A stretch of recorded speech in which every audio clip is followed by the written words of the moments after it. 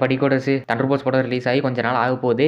Already ஒரு போலில் வந்து கேட்டிருந்தேன், இந்த மாதிரி post credit and ending scene explanation போடலாமா அப்படின்ட்டு. அதில் 78% பண்ணலானும் 22% வேணும்னு போட்டிருக்கீங்க. அந்த 22%க்கு ஐம் ஸோ சாரி, கண்டிப்பாக மெஜாரிட்டி தான் கன்சிடர் பண்ணி ஆகணும். ஸோ அந்த 22% இந்நேரம் படம் பார்த்துருந்தீங்கன்னா வெல் அண்ட் குட். அப்படி இல்லைனா படம் பார்த்துட்டு வீடியோ பாருங்க. ஏன்னா ஏகப்பட்ட ஸ்பாய்லர்ஸ் இருக்க போது. பெருசாக ஆர்ப்பாட்டம்லாம் ஒன்றும் இருக்க போகிறது இல்லை. இந்த படத்தோட பிளாட், பேசிக் பிளாட் என்ன, அதுக்கப்புறம் எண்டிங் என்ன, போஸ்ட் கிரெடிட் சீனில் என்ன காமிச்சாங்க, அவ்வளோதான் பார்க்க போகிறோம். ஆரம்பிக்கலாங்களா?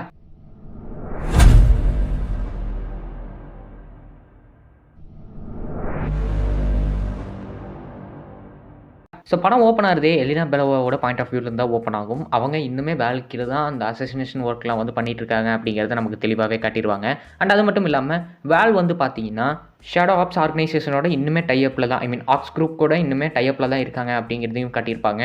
இங்கே அவங்க நிறையா இம்பீச்மெண்ட்ஸை வந்து ஃபேஸ் பண்ணிட்டு இருப்பாங்க. இம்பீச்மெண்ட் இந்த சென்ஸ் அவங்க மேலே வைக்கப்படுற குற்றச்சாட்டுகள் எல்லாத்தையுமே ஹேண்டில் பண்ணிட்டு இருப்பாங்க. அது மட்டும் இல்லாமல் பக்கி வந்து இப்போதைக்கு காங்கிரஸ்மேனாக வந்து இருப்பார். இப்படி காங்கிரஸ்மேனாக இருந்துட்டு வேலோட அந்த சேரிட்டி ஈவெண்ட்டுக்கு நம்ம பக்கி வந்து போயிருப்பார். அண்ட் அங்கே வேலோட அசிஸ்டண்ட்டான மெல்ல வந்து கான்டாக்ட் பண்ணி அவங்க மூலியமாக வேலுக்கு எதிரான ஏதாவது இன்ஃபர்மேஷன்ஸ் ஆர் டீட்டெயில்ஸ் ஏதாவது கிடைக்குமா அப்படிங்கிறதுக்கான ஒரு ட்ரையை வந்து நம்ம பக்கி வந்து பண்ணுவார். இந்த பக்கம் வேலண்டினா வந்து பார்த்தீங்கன்னா எலினா பெலோவை அசைன் பண்ணி கோஸ்ட்டை போட்டு தள்ள சொல்லுவாங்க. என்ன காரணமாக சொல்லுவாங்க அப்படின்னு பார்த்தோம்னா, டெசர்ட்டில் இருக்க நம்மளோட வால்ட்டில் அடிக்கடி ராபரி நடக்குது. ஸோ நீ என்ன பண்ணு, அங்கே போயிட்டு நான் சொல்கிற ஆளை போட்டு தள்ள அப்படின்னு சொல்லிட்டு கோஸ்ட்டை போட்டு தள்ள சொல்லி அமைச்சிருப்பாங்க.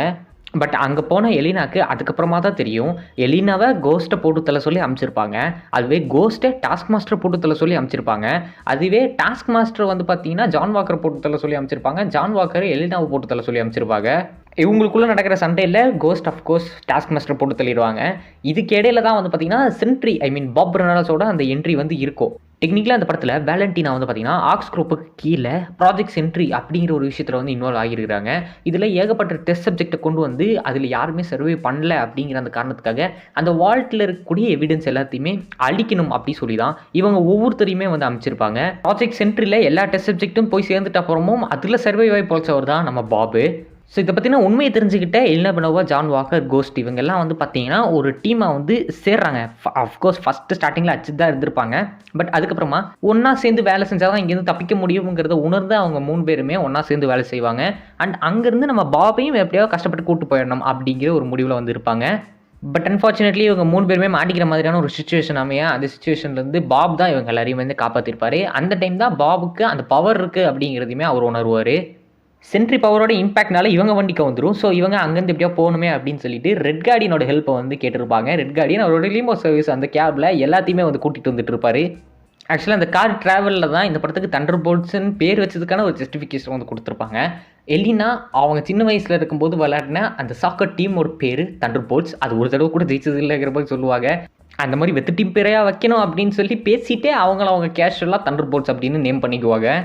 இங்கே Elena, Red Guardian, John Walker and Ghost attack பண்ண அந்த சோல்ஜர்ஸ் கிட்டேருந்து பக்கி இவங்க எல்லாரையுமே வந்து காப்பாற்றி அங்கேருந்து டேரெக்டாக வேல் இருக்கக்கூடிய அந்த அவெஞ்சர்ஸ் டவர் இப்போ ரெனோவேட் பண்ணி சென்ட்ரியோட வாட்ச் டவராக வந்து மாற்றிட்டு இருப்பாங்க. அங்கே போயிடுப்பாங்க எல்லாருமே.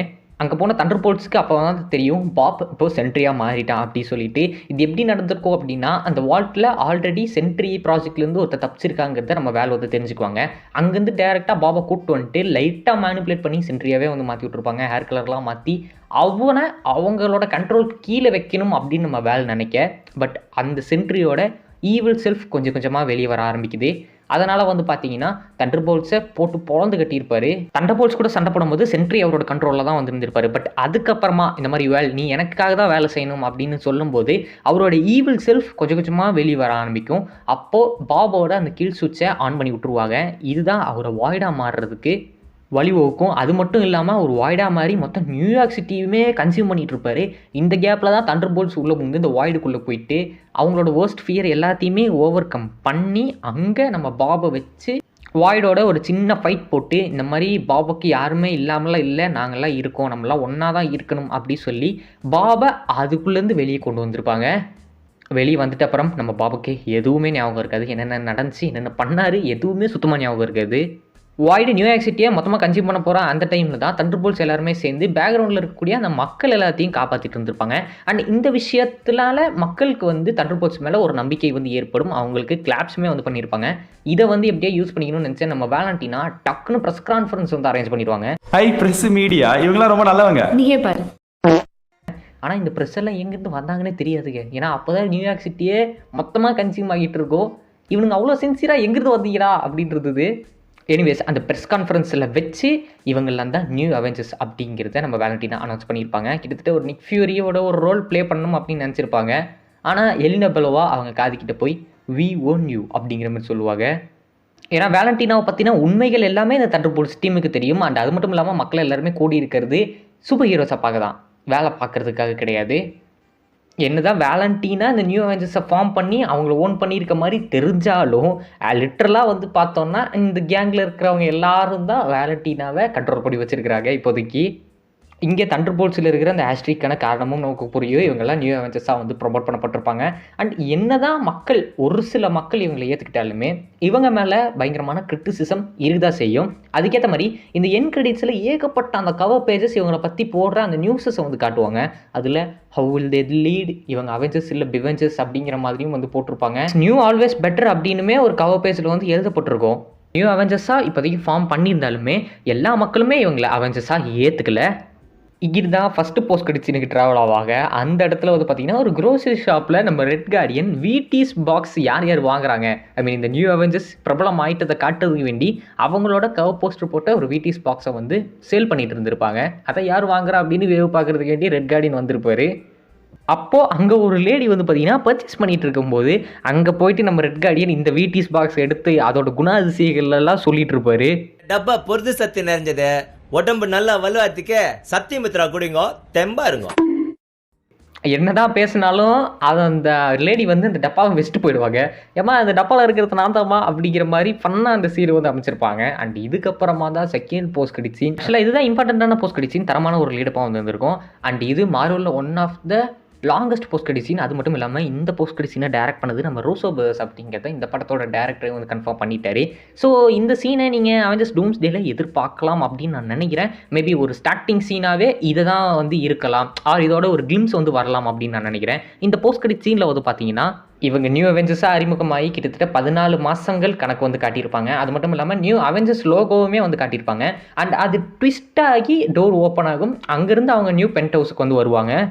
டோர் ஓப்பன் ஆகி உள்ளே வந்து நியூ அவெஞ்சர்ஸ் கேங்கில் இருக்கக்கூடிய எலினா பெலோவா வந்து பார்த்தீங்கன்னா இந்த மாதிரி கவர்மெண்ட்டாலே நம்ம நியூ அவெஞ்சர்ஸ்னு ஃப்ரேம் பண்ண போட்டுட்டோம், இந்த சாம் வில்சனுக்கு என்னதான் பிரச்சனை அப்படின்னே தெரில அப்படின்னு சொல்லும் போது பக்கி அவன்கிட்ட தான் ஷீல்டு இருக்குது அப்படிங்கிற மாதிரி சொல்லுவார்.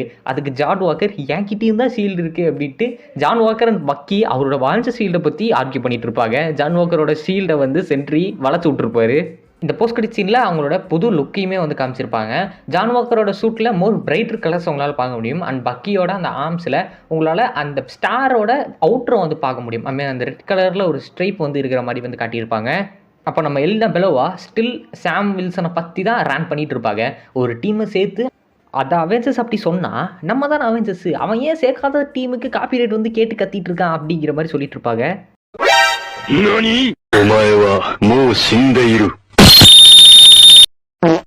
அது மட்டும் இல்லாமல் அவுட்டர் ஸ்பேஸில் ஏதோ ஒரு கிரைசிஸ் நடந்துகிட்ருக்கு அண்ட் அதை பற்றியுமே நமக்கு தெரிய மாட்டேங்குது அப்படின்னு சொல்லுவாங்க நம்ம எலினா பெலோவா. அந்த ஜான் வாக்கர் வந்து ஸ்பேஸ் கிரைசிஸா, இங்கே என்ன இவ்வளோ பெரிய பில்டிங் இருக்குது, இங்கே என்ன ஸ்பேஸ் கிரைசிஸ் இருக்குது அப்படின்னு கேட்கும்போது அவுட்டர் ஸ்பேஸ்லடா அப்படின்னு எலினா பெலோவா வந்து சொல்லுவாங்க. காமராஜர் அந்த காலத்திலே சத்துணவுல இருந்து எல்லா திட்டமும் போட்டு ஸ்கூல் ஆரம்பிச்சாரு. அப்படியும் இந்த மாதிரி தற்கொலை வந்து படிக்காம ஏன் உசுரவாங்க, என்ன பண்றது? And she ask the AI to identify what's entering into the atmosphere. அந்த அட்மாஸ்பியரில் என்ன நுழையுது அப்படிங்கிறத கண்டுபிடிக்க சொல்லுவாங்க எலினா பெலோவா. அந்த டைம் தான் ரெட் கார்டியன் வந்து உள்ளே வருவார். இங்கே பாருங்கள், நான் வந்து ஒரு வழி வச்சுருக்கேன், இந்த மாதிரி அவெஞ்சர்ஸ் பேருக்கு காப்பி ரைட் வராமல் இருக்கிறதுக்கு நான் ஒன்று பண்ணியிருக்கேன் அப்படின்ட்டு ஜிங்கு சிக்கா கலரில் ஒரு டீஸ்ட்டை போட்டு விட்டு இங்கே பாருங்கள் இதில் எட்டு எழுதியிருக்கு அவெஞ்சர்ஸ் ஜட்டு போட்டிருக்கேன், இதனால் சாம் வில்சன் நம்மக்கிட்ட காப்பி ரைட் கேட்க முடியாது அப்படின்னு சொல்லிட்டு ஃபன் பண்ணிகிட்டு இருப்பார். அது மட்டும் இல்லாமல் நான் போட்டிருக்கேன் இந்த டிஷர்ட்டு நான் போட்டிருக்க மாதிரியே இல்லை, அவ்வளோ சாஃப்டாக இருக்குது, உங்களுக்கு ஆளாளுக்கு ஒன்று நான் வச்சுருக்கேன், இதை நம்ம போட்டுக்கலாம் அப்படின்னு சொல்லிட்டு இருப்பார். அது சாதாரண ஜம்ப் சூட் மாதிரி நீங்கள் இருக்காது, அது நல்லா நோட் பண்ணி பார்த்துருந்தீங்கனாலே தெரிஞ்சிருக்கும். அதில் ஏகப்பட்ட ஸ்பான்சர்ஸோட பேர்கள் வந்து எழுதியிருக்கும். ஸோ இந்த மாதிரி ஜம்ப் சூட்ஸ் எல்லாம் செஞ்சுட்டு வந்துட்டு நம்ம டேவிட் ஹார்பர் ஒரு பக்கம் ஹியூமர் பண்ணிட்டு இருக்கும்போது ஆர்பிட்குள்ளே என்ன என்ட்ரு ஆகுது அப்படிங்கிறதுக்கான அந்த சேட்டலைட் இமேஜஸை எடுக்க சொல்லி எலினா பெலோவாட்ட நம்ம பக்கி வந்து சொல்லியிருப்பாரு. And let's fly the jet அப்படின்னுமே சொல்லியிருப்பாங்க. இப்போ நம்ம அவெஞ்சர்ஸ் கிட்ட ஒரு ஜெட்டுமே இருக்குங்க. அப்படி இருக்கும் போது ரெட் கார்டியன் என்ன சொல்லுவார், ஜெட்டில் எதுக்குப்பா சென்ட்ரி கிளம்ப சொல்லுங்கள், சென்ட்ரியை வச்சு பறப்போம் அப்படின்னு சொல்லும் போது தான் பாபா வந்து காட்டுவாங்க. அவர் ஓரமாக உட்காந்து புக்கை படிச்சுட்டு மில்க் ஷேக் வந்து குடிச்சிட்டு இருப்பாரு. கைஸ் நான் சொல்லணும், ஆனால் என்னால் அந்த இன்னொருத்தன் இல்லாமல் சென்ட்ரியாக மட்டுமே இருக்க முடியாது. ஸோ அதனால் ஐ எம் சாரி அப்படின்னு சொல்லிடுவார். ஆர்பிட்குள்ளே என்ன என்டர் ஆகுதுங்கிறத கண்டுபிடிச்சிருப்பாங்க. அண்ட் அதோட சேட்டலைட் இமேஜஸுமே வந்து கிடச்சிருக்கும். அப்போது இவங்க எல்லாருமே போய் நின்று பார்க்கும்போது அதுதான் த்ரில்லிங்கான இடம். அங்கே நம்ம அடேங்கப்பா 4 பேரோட என்ட்ரி வந்து இருந்திருக்கும். அவங்களோட ஷிப்பை வந்து காட்டியிருப்பாங்க. ஆக்சுவலாக இதில் ஃபேண்டாஸ்டிக் ஃபோர் இல்லை, அடேங்கப்பா 4 பேர் வருவாங்க அப்படிங்கிறத கிரெடிட்ஸ்லேயே வந்து கன்ஃபார்ம் பண்ணிட்டாங்க.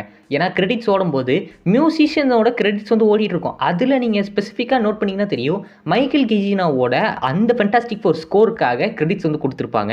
அண்ட் அதே ஸ்கோர் தான் இவங்களோட அந்த ஃப்ளைட்டில் இருக்கக்கூடிய அந்த 4 சிம்பிளை காட்டும்போதும் ப்ளே ஆகியிருக்கும். ஸோ அதை நீங்கள் போஸ்ட் கிரெடிட் சீனுக்கு முன்னாடியே ஸ்பாய்லர் வந்து பண்ணியிருக்காங்க. ஆக்சுவலாக கிரெடிட்ஸ்லேயே ஸ்பாய்லர் பண்ணியிருக்காங்க. நோட் பண்ணியிருந்தீங்கன்னா தெரிஞ்சிருக்கும். யாரெல்லாம் நோட் பண்ணிக்கிறத கீழே கவப்படுங்க. ஸோ ஒரு தரமான லீடப்பை வந்து போஸ்ட் கிரெடிட் சீனில் கொடுத்து படத்தை வந்து முடிச்சிருப்பாங்க. உண்மையிலே சாட்டிஸ்ஃபைடான ஒரு ஃபீல் வந்து கொடுத்துருக்கோம் இந்த படம். நீங்கள் பார்த்துருந்தீங்கன்னா பார்க்காதவங்க தயவு செஞ்சு இப்போயே போய் பார்த்துட்டு வந்துருக்கேன். இன்னும் நிறைய கண்டென்ட்ஸ் வந்து இருக்குது. ஸோ ஸ்பாய்லர் இல்லாமல் பேச முடியாது. பெட்டர் படம் பார்த்துடுங்க. அப்படி இல்லைன்னா படம் பார்த்துட்டு வீடியோஸை பார்க்க ஆரம்பிங்க. சென்று வட்டா.